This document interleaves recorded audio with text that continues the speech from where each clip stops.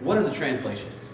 Well, the Bible was originally written in 3 different languages: ancient Hebrew, ancient Greek, and ancient Aramaic. So if you've heard the English version of the Bible, or you've read an English version of the Bible, that's a translation. Where translators, experts, take the original words and they translate it in English. Now there are many different Bible translations in English.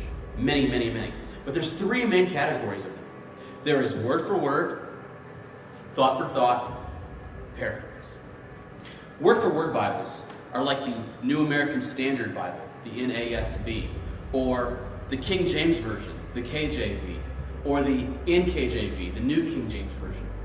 These Bibles aim to be an exact word-for-word translation in the exact order that they were originally written. It aims to be exactly the same as it was. These Bibles are preferred by scholars and by many pastors. These Bibles are excellent at communicating the original truth. However, these Bibles are also harder to read. These Bibles are also a little more difficult. These Bibles also often use words and phrases that we don't normally use anymore. Now, the next category of Bibles is thought for thought. These are Bibles like the NIV, the New International Version, or the NLT, the New Living Translation, or the ESV, the English Standard Version. These Bibles are translated thought for thought, which means they take the original language and they get a phrase and they translate that phrase into English. They're not as concerned as word for word. They're not as concerned as getting everything exactly the way it was. They are more concerned with communicating the truth of the gospel in the original language into our language. Now, these Bibles are much easier to read than the word for word Bibles. But these Bibles are also still a little difficult. There's also still a little bit of a learning curve. Which brings me to the third category, the paraphrase. Paraphrase Bibles aren't actually translations. Where normal translations take the original language and change it into English, paraphrase Bibles take an English translation and they put it in different words. They put it in words that are more common and more well used in our time. Now, paraphrase Bibles are usually written by one person or only a few people, whereas these Bibles were translated by a lot of more experts. Scholars usually don't like paraphrase Bibles because it's not exactly word for word or idea for idea. It's more trying to put it in today's English. It's more trying to put it in today's common themes. These are Bibles like the Message Bible, or the Living Bible, or the New Century Version, the NCV. People love and enjoy these Bibles because they're very easy to read. They're very common language, but they're not as scholarly.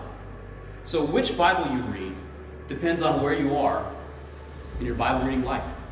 If you are brand new to the Bible, you have never read the Bible before, a paraphrase Bible can be really easy to read.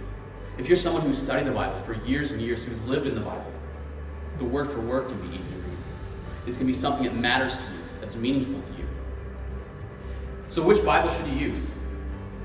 I recommend, if you are a brand new Christian, or if you're someone who has not read the Bible before, you read the NIRV, the New International Reader's Version, because it helps explain things in a very simple and a very practical way.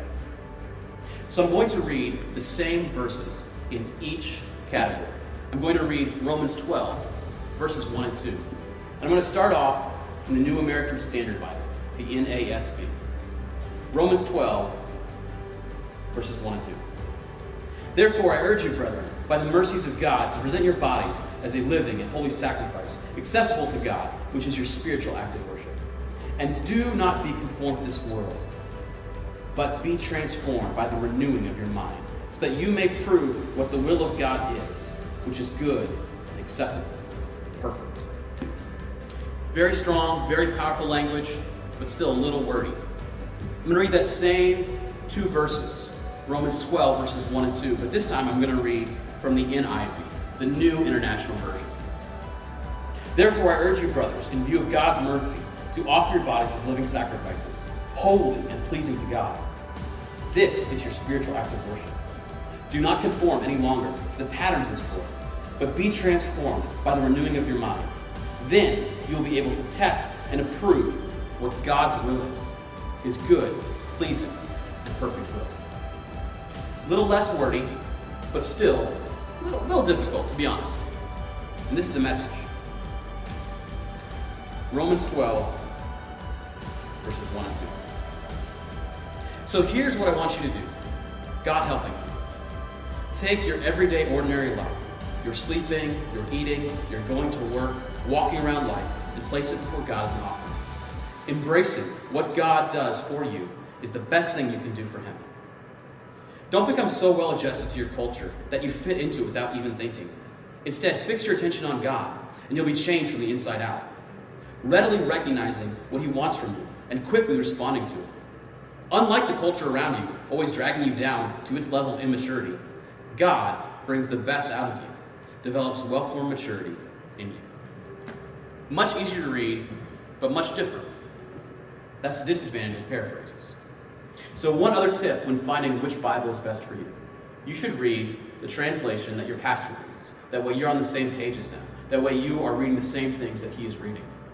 But all of these Bibles and many more are available for free on the YouVersion Bible app. Download it today and find out what works best for you.